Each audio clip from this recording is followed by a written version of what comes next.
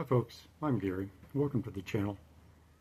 Today's going to be one of those subjects that none of us really like to talk about, but the older we get and further into retirement we are, the more we become aware of how important it is to pay attention to our health, and there's little signals our body gives us. Sometimes it tells us something might not be right and maybe we should go to the doctor. Maybe we shouldn't drive, maybe not get on the tractor and mow the back 40. We all get them. And I like to be that guy that's always optimistic and say, it's nothing. It'll blow over. It's just a passing thing. Well, a few incidents have happened in the last few years that have led me to believe that those little spidey senses are probably a lot more important than we think. And one particular incident, I'm going to go over a very close friend and a good neighbor lived out here. He was well into his retirement, only 73 years old. Funny guy, very optimistic, always made you laugh, kind of the center of attention. Well, living like we do rurally, we have a tendency to want to do everything ourselves. You don't want to have to call a repairman or a Mr. Fix-It for everything, so we kind of turn into that guy out here. If it's broke, we've got the attitude, yeah, we can fix it. And old Harold was the same way. He had a little bit of a problem underneath his kitchen sink, and he thought he could go ahead and fix it, which most of the time he's fairly capable and, in my opinion, could do about anything. But he had to spend a little more time under that sink than normal. Can't remember if it was the disposer he was working on or leaky faucet or whatever, but significant amount of time. But he got the problem solved, and I guess later in the day was just starting to complain that kind of got his shoulder and elbow sore, wasn't feeling good, and of course it was the left one. He couldn't shake it off. Spent a couple hours. Well, the next day they went ahead and scheduled, I guess he had a regular chiropractor that he went to for these aches and pains, so it wasn't unusual for him to feel like he needed to go see the chiropractor. But he scheduled the appointment for the next day, and they got up in the morning, and we live a little bit out of town, so it's a bit of a drive down the interstate to get to where his chiropractor was, and he had his appointment and got some adjustments made. They get back on the interstate.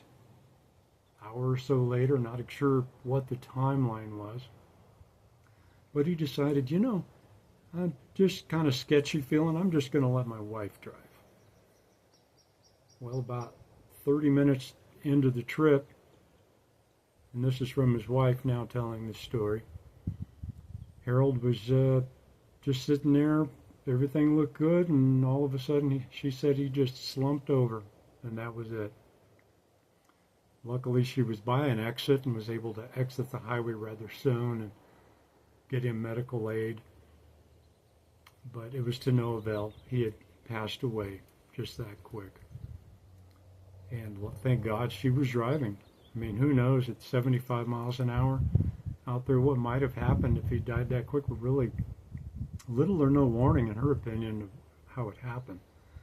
Very sad, but it points to the thing that maybe Harold knew. Maybe he had that feeling, and he normally drove everywhere, and decided he'd let his wife drive, and thank God that he did.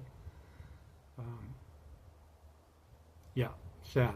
And another one of my friends, I don't know, probably more than 2 years before Harold passed, kind of had the same situation, only he was driving when he went out.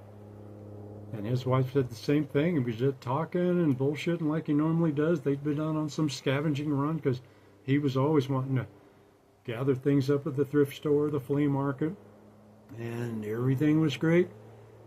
She looked over, lights were out. He was just gone, slumped over the wheel, but they were on the interstate.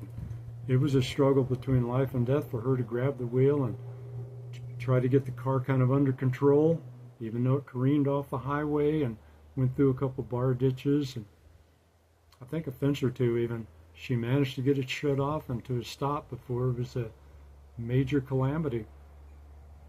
So he apparently had no inkling that something was going on. But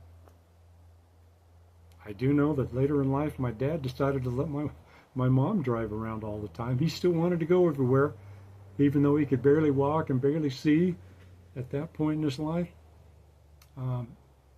He thought letting my mom drive around was the best bet, and they had many, many good trips later in life.